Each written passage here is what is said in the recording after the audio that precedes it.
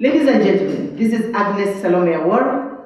Agness Awuor comes from Jaramogi Oginga University of Science and Technology. If you go online, you'll see Hekima Kaka Society is a society for the conversation of men, making men become the African men that they are, not men in suits, but nothing else. Okay. Pan-Africanism. I think everybody who is in this hall, when you hear African Pan-Africanism, you think about Kwame Nkrumah. Yeah.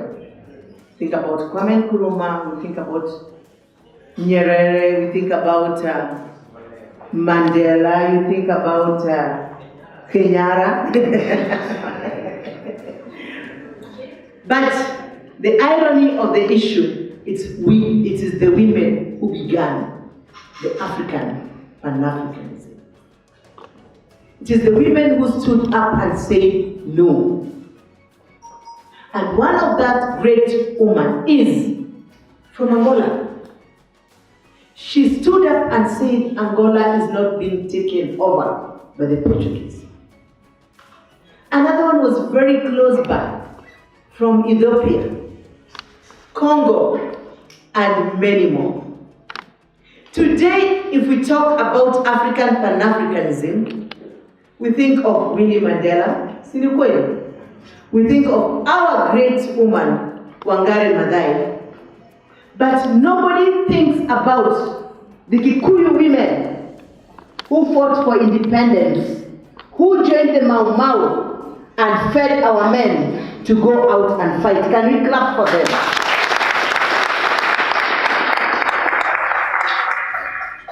They fought for their sons to be treated with dignity.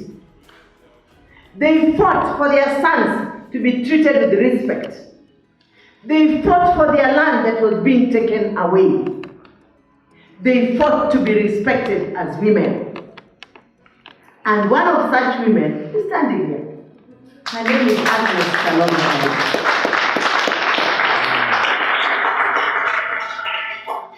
So let's not go too far. Let's ask ourselves, where are we today? I remember some time back, I studied both in the Philippines, in Germany, and in the US. And one day I was in the train, and a child came and touched my skin and asked me, does this get off? Yes.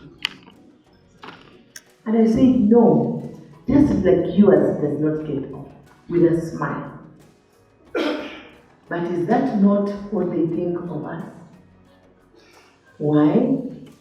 Because in this room, all of us believe that what is from the West is the best, including our own skins.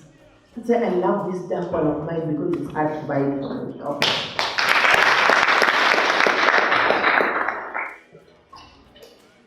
Pan-Africanism is about Africans loving ourselves.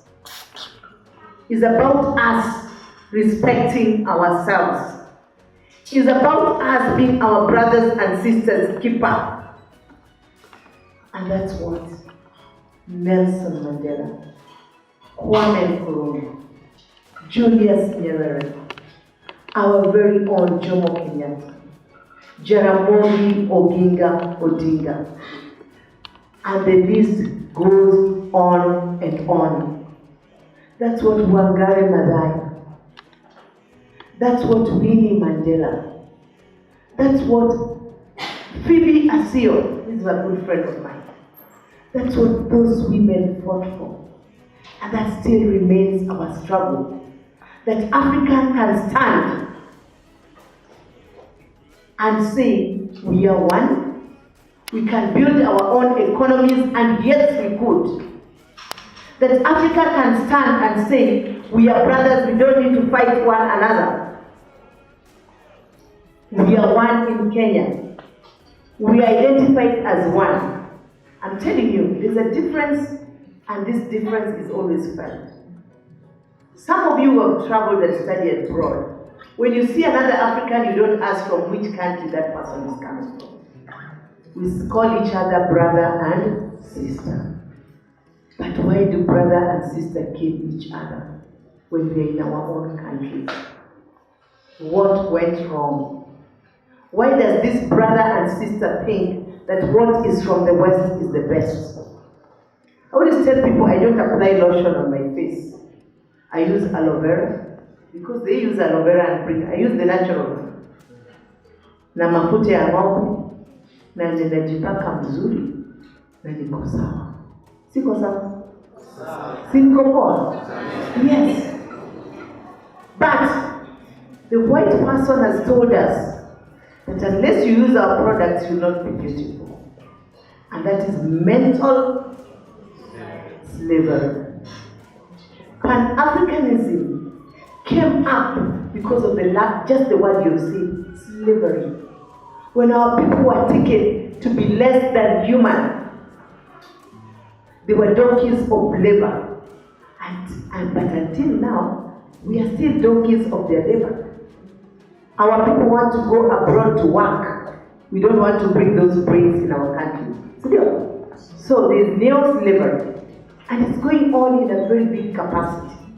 So women in this room, I'm urging you, can we start fighting for our children to find a place to define themselves? Africans are the most intelligent people. We are very intelligent. We are the innovators. Why am I telling you this? When I was in the US at Dominican University, my GP, people know that we studied abroad, was 3.99. 1 mark to perfection.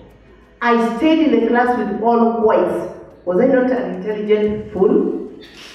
I was a very intelligent fool because all Africans are fools. And we give ourselves to that. Until one day when somebody asked me, how do you afford a 4? I said, because your brain it might be less than mine. And I was in an all-boys class. But it's because we have taken ourselves to look down on ourselves. All the inventions of this world that ever happened is from African minds. And somebody only upgrades them, and they upgrade them using our own brains. And they call them theirs. Do you get it? So young men, it's not about wearing ties. It's not about speaking English the way I'm speaking it to you. It's about accepting that I, as an African, am a dignified man. I'll fight for my brothers and sisters to be dignified men and women. I'll fight for our space in the history of mankind and in this world because I believe in these core values: human dignity, unity, economic can you say that? Peace and respect. And we can do it. Everything they have, we have even better. We have the resources. And that's why the wars have to continue for some people to take our resources and bring for us the guns. And we hate each other. We have everything it takes to be a fast world. What makes us not do it, I just don't know. It is the women that are in this hall that will tell their sons and daughters that as Africans, we can make it, we have made it, and we can continue making it. But if we are united and we speak with one word and we want to develop in our own defined African way and not as defined by somebody else. Ladies and gentlemen, thank you very much and have a nice day.